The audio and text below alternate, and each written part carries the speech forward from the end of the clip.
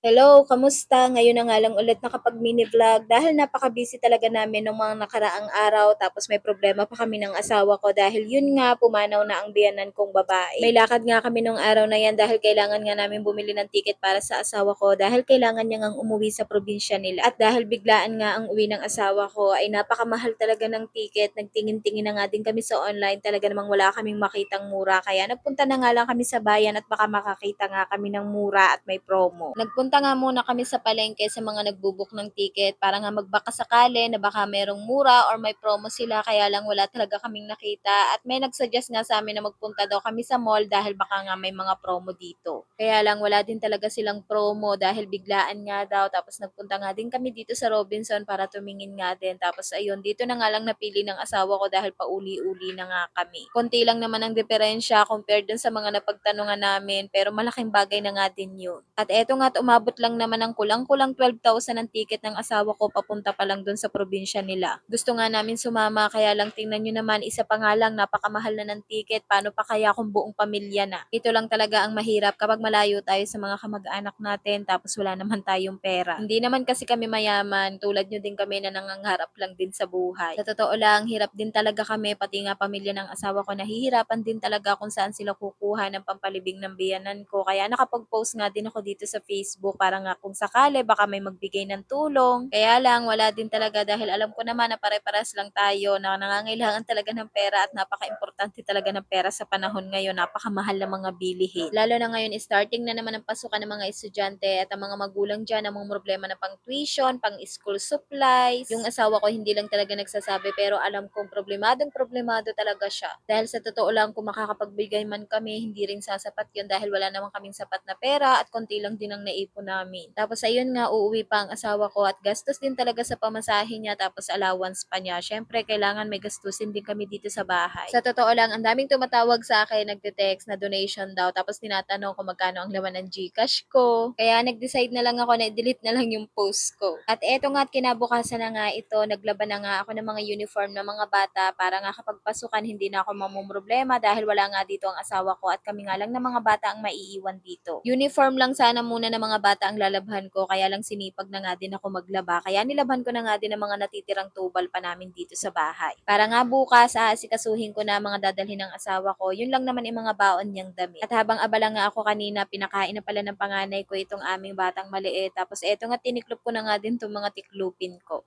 Kapag tulog naman ng batang maliit, tinutulungan ako ni ate, kagaya na lang sa pagbabanlaw at saka sa pagsasampay. At the age of 30, meron na akong grade 6 at meron na akong daycare. O siya, paano mga ma, hanggang dito na lang ulit for today's video.